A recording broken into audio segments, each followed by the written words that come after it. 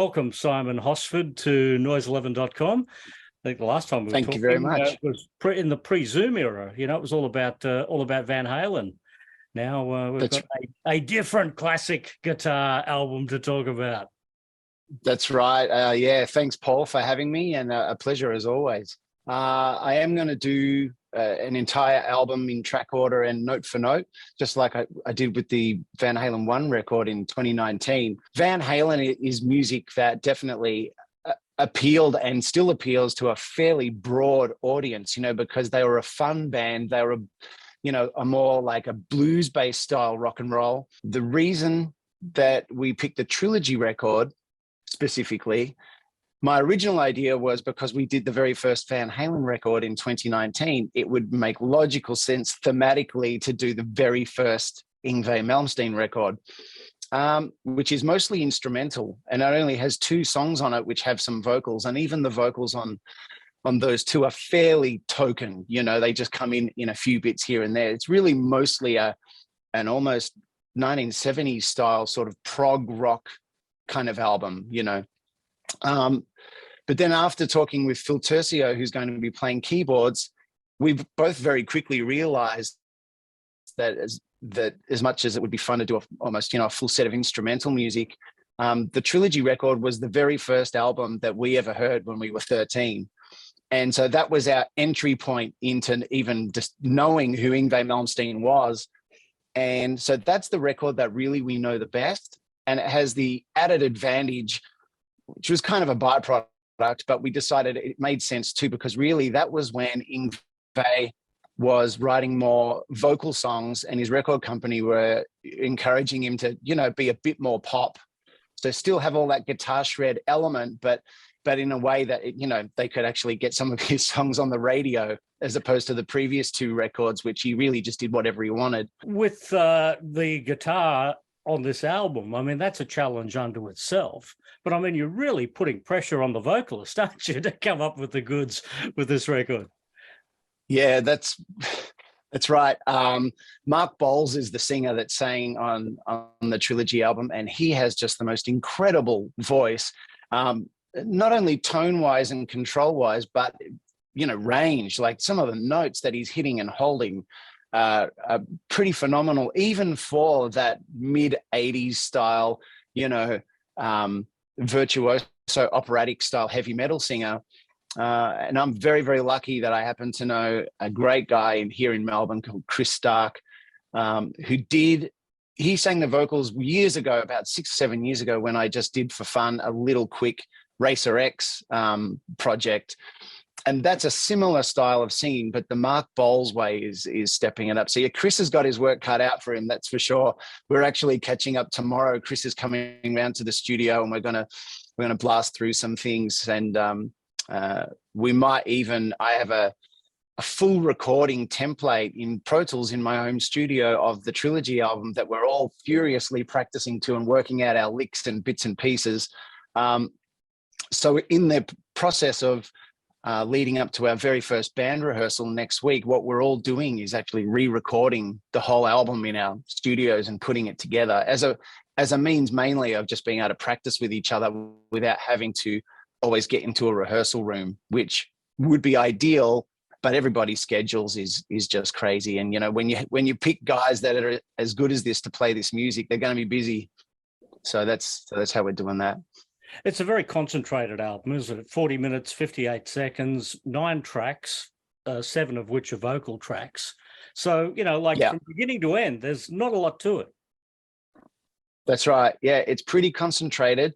We are going to maybe throw in a couple of other fun little things of our own, like little ideas we've come up with that we feel that Yngwie, it's the kind of thing Yngwie would have done himself, as a way of segueing maybe a couple of songs and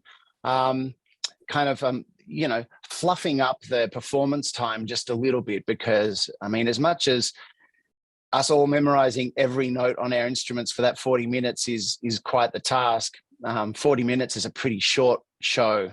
So we're gonna have some other bits and pieces in between some of the songs as well. Like I said, like little musical ways of joining them, using melodies from J.S. Bach and a few Beethoven little things. So the kinds of things Yngwie would have done, so we're trying to give it a little bit of our own personality in terms of the performance of it, but the notes will be the same. The notes in the songs will be the same ones played on the record, and then we'll go in track order for anyone that knows the record well. You've become quite the guitar veteran, haven't you? I believe you've been playing guitar pretty much since birth, but it may have even been before birth. I don't know about that. I'd have to ask my mum, but you never know. You never know. There could have been an extra little bit of skin in there that I used as a guitar. But no, I started playing when I was about 5. I started having classical guitar lessons. Yeah. And how were you as a guitarist at 5 or 6? How quickly did you pick it up? I picked it up pretty quickly. I mean, I was very fortunate because I didn't come from a family of musicians. My parents weren't musicians. There were no musicians even really in my extended family with aunts and uncles and stuff like that. And, it would have been easy for my parents to sort of push me or mold me into perhaps something that they wanted me to do later in life. But I was very fortunate because I used to just sit listening to the radio all the time. So I think they thought, well, he's either really loves music and is going to be a musician, or maybe we need to take him to a doctor, because he just sits in front of the radio for 8 hours a day, and we're getting a bit concerned. Oh, but as long as that wasn't 3AW, you'd be right. Exactly. But anyway, it's I think at around 5 years old, it's or just before that, I remember them asking me, would I like some guitar lessons? And I just jumped at it and said yes. And then I picked it up fairly naturally. I had a really good teacher while I was in primary school too, who taught me classical guitar. And of course, as anyone knows, when you're young, having a good teacher is invaluable. And so I was lucky that it was someone that we got along really well. And he ended up teaching me for about 6 years straight, and which is long for a teacher and a student relationship. And then but as I got a little bit older, when I say a little bit older, not much, like 9 or 10 years old or something, I started listening to FM radio much, much more, and started practicing the classical exercises that I had to do a bit less, and started jamming along with the radio as we all do, when we're young playing guitar. And I just realized that my passion was in much more high energy stuff than classical guitar. And I still love classical guitar to this day. And occasionally I'll pick up my nylon string and still pull out some of my old pieces just for fun. And, but really that's what turned me on, was the high energy stuff. And the higher the energy, so the more rock it got, the more I kind of was excited by it. So I didn't even have a pick back then. So I used to just use the nails on my right hand and just strum away power chords on my classical guitar, which of course drove my parents crazy, because that was not why they were paying for the guitar lessons. It's for me to be bashing out 4-chord AC/DC songs on my classical guitar. But yeah, and that's really, that they could see that how it was going. And again, I was fortunate that they didn't sort of force me at that age to say, no, we just want you to play classical guitar. They said, look, if you love it that much and you keep playing for another year or two, we'll buy an electric guitar and an amplifier. So you can imagine how enthusiastically I practiced my classical for the next 2 years. So, and it all just went from there, really. Once I got my electric guitar and my little Fender Sidekick amp, I was off and started playing in, cover bands with mates and stuff from about 13 years old. You've always been the guitarist of choice for so many great Australian artists. So why haven't you ever done your own album? That's a good question. And I don't even know if I have a great answer, but I'll try and answer it as authentically as I can. I've never really... There's something about songs, vocal songs, that just turns me on deep down more than listening to instrumental guitar music. And even though, of course, I listened to the great instrumental records of the late 80s and early 90s, so whether that was maybe Satriani Surfing with the Alien, or Steve Vai's Passion and Warfare, or, and all those things, I listened to all those, of course, and I love them. They're great. But I just felt that that kind of music for me, it wasn't how I wanted to express myself. So what I have done, of course, is I've been in lots of rock bands or pop rock bands, if you like, where I've had vocals and written songs. And most of those, for one reason or another, haven't worked out. I was in one that we almost got we were offered a record deal from New York, and we also got offered a record deal from when we went to LA. And so we stupidly started trying to play those two record companies off each other to see, you know, because our manager at the time was encouraging us to get the best deal that we could. And you know, we invested all our money and time into it. We flew ourselves to the States. We figured that we didn't want to just go to an Australian record company to try and get a deal, because quite often what happens is then you don't break out of Australia, even if you do really well in Australia. We thought, no, let's just go straight to the States. And if we can get a record deal that's American, by default, it'll filter down to Australia anyway.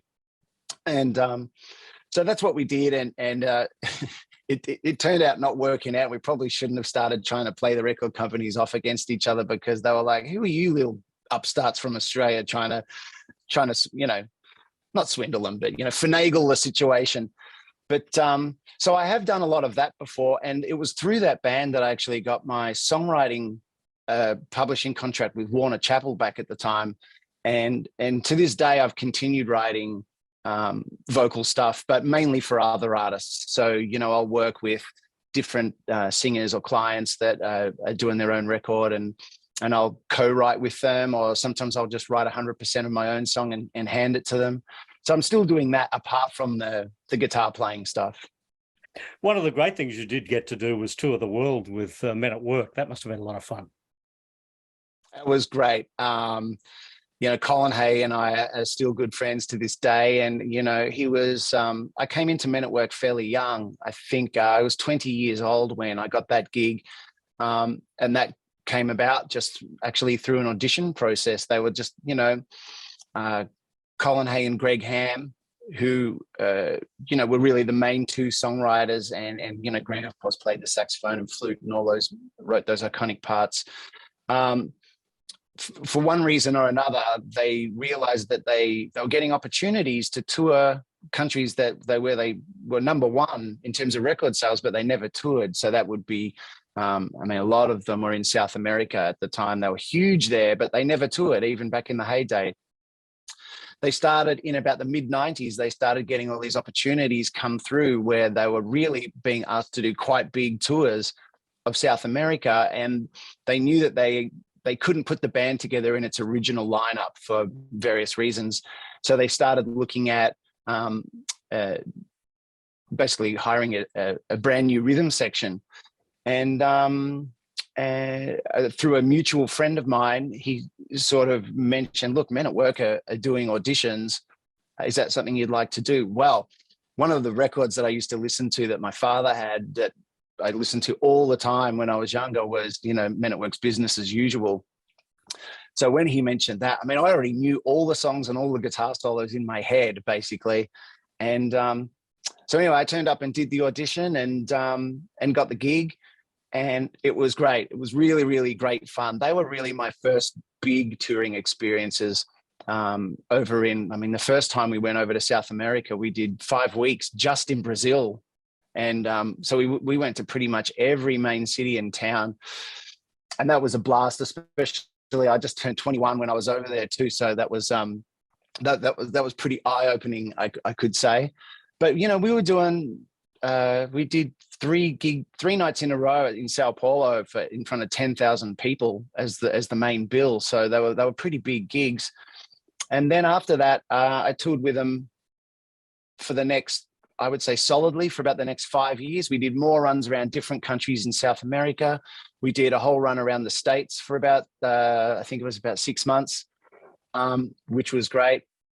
And we cut a live album called Live in Brazil as well, which I'm on. So I mean, that's my little piece that I feel like I got to contribute to the Men at Work album repertoire. But really, of course, it's just a live album. But it turned out pretty good. It was just just 2-tracked, so it wasn't one of those live things where we could go and fix up any bits and overdubs, and just happened to be a good night's performance. So that one turned out pretty good. But about that same time, I got the gig touring with Tommy Emmanuel as well. So that kind of mid to late 90s phase for me, when I was still pretty young, was was really, really fun. And obviously I was very lucky to be working with people like Colin Hay and Greg Hammond, Men at Work, and Tommy Emmanuel as well, who's, I mean, playing guitar next to him is definitely a scary thing. So well, the Melbourne Guitar Show is when we will see you. I was in the audience for the Van Halen debut album all those years ago. Right. I'm equally looking forward to hearing how the Trilogy album comes out. Look, it's going to be so much fun for us. Like I said, it was, I mean, when I was younger, my two main guys were Eddie Van Halen and Yngwie Malmsteen. And Eddie, as we all know, was like the boy next door, the ever smiling kind of could do no wrong. So he was like the angel on one shoulder. And then Yngwie, as we all know, was the tight leather pant wearing, pouting, scowling kind of opposite of Eddie. And he was like the devil on my other shoulder. So I feel like I got between the two of their personalities and their completely different playing styles, I think I got a good balance of angel and devil going on. So it'd be fun for us, because now I get to play the devil a little bit. Looking forward to it. Thanks, Simon, for joining us here at Noise 11. You're more than welcome, Paul. Always a pleasure. Thanks.